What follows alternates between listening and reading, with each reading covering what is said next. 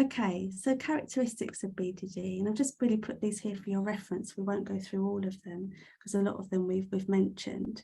The camouflaging piece is a big piece, and we might notice that in the therapy room. So people wearing scarves around the face, as I mentioned, or hats really low down, turning or angling away from the light, trying even moving the chair to sit away from the light or away from the light source, away from the window, and so on. Using very heavy layers of makeup, for example, all of these sorts of things. Lots of comparing, lots of appearance-related critical thoughts, and that interference with activities of daily living that we've mentioned. And some other common correlates are things like skin picking. And if we always think about them as adaptive, as ways of trying to soothe and ways of trying to fix the perceived appearance defect or flaw. So in the context of BDD, skin picking tends to be to try and smooth and flatten the skin and fix it. And this can really perpetuate the shame cycle, you know, because then the person sees that they've caused further ruptures to the skin, and then the shame increases, and then they go back to the skin picking to try and fix it, and can get into a really tricky cycle. In most support groups I've run, there's at least normally one person experiencing also trichotillomania, so the pulling out of the hair. So there's a real thing with symmetry with BDD.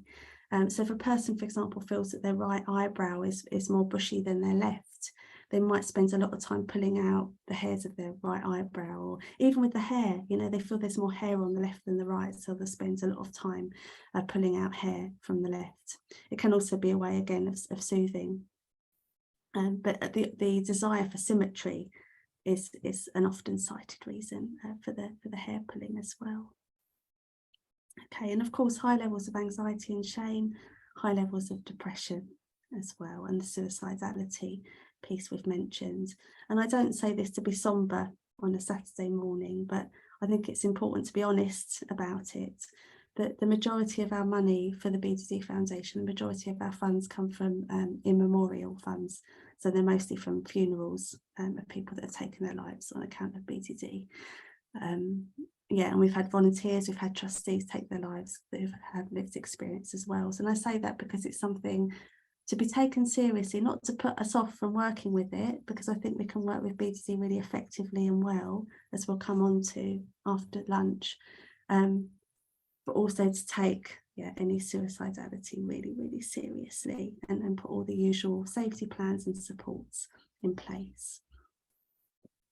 And why? You know, why is suicidality so high? Well, if all of your worth, all of it, is projected onto a body part that you believe is so hideous and disgusting to others that it makes you subhuman. People have described themselves to me as aliens, as monsters, and so on.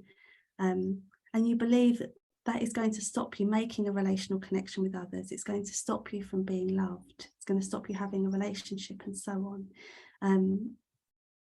Then, you know, the sense of wanting to give up can be quite high. But we'll come on to ways of working with that too. What I've noticed is, this is anecdotal, that suicidality tends to be higher in males. I'm sure there could be all sorts of reasons for that, and that sometimes BDD severity can be deeper in males, and often males will come a bit later for the support, and maybe that's part of the picture too. I don't know.